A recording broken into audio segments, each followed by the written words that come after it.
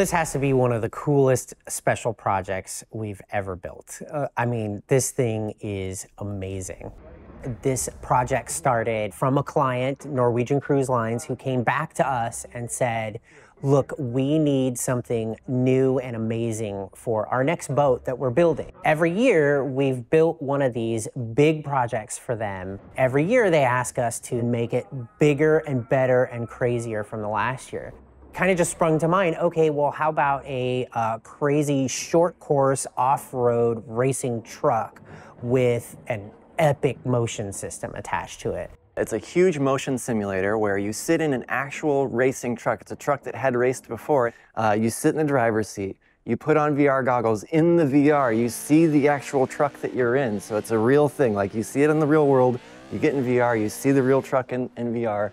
And then to drive it, it moves so much in so many different directions that the experience is completely and totally immersive. We went with a motion system that had almost 3 feet of travel and could conceivably go up to about 2 Gs of acceleration. This really big motion system, it's a very different thing that we've used before. It has a ton of motion in many different directions. It allows us to go up and down, side to side like we've done before, and we can even rotate the truck a little bit, which helps when you go around a corner, you're on a dirt surface, so the back end is sliding out, and sometimes the back end will hit a wall or something like that, so you really want to get that feeling. And then we just put the entire racing truck on top of that. We obviously removed the drivetrain. Normally you crawl through the window in these trucks. We had to actually make a real door that could open and close and had safety switches for the seat belts and the doors and emergency stop switches, and then added obviously all of our controls to it. We utilized all the same pedals that the original racing truck had. We used our steering system, and then we added one of our big gigantic servo-driven fans to it so that you could pipe air in front of the driver. These trucks don't have windshields, they just have like a grate in front of you, so you're truly in the wind in these things.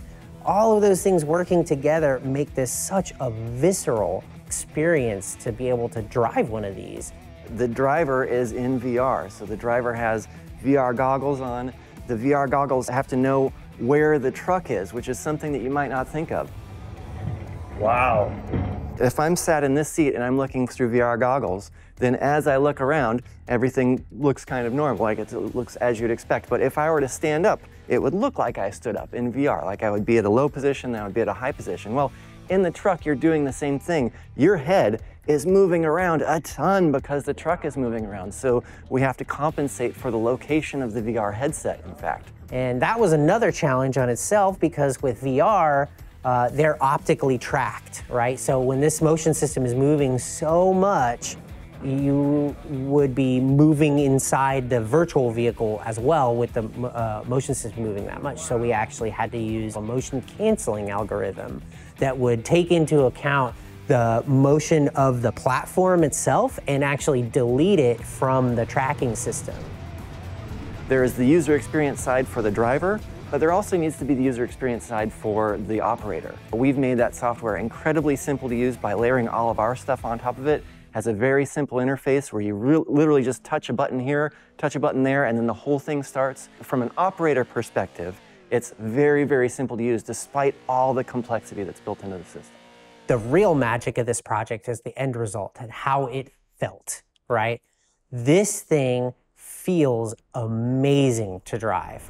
Wow, the sense of air is crazy. I mean, it is so impressive that you can take such a violent vehicle and really trick your brain into feeling it in the simulator. From the moment we started it up, perched in the pit lane, facing downhill, there was an immediate like, whoa, this is a different level.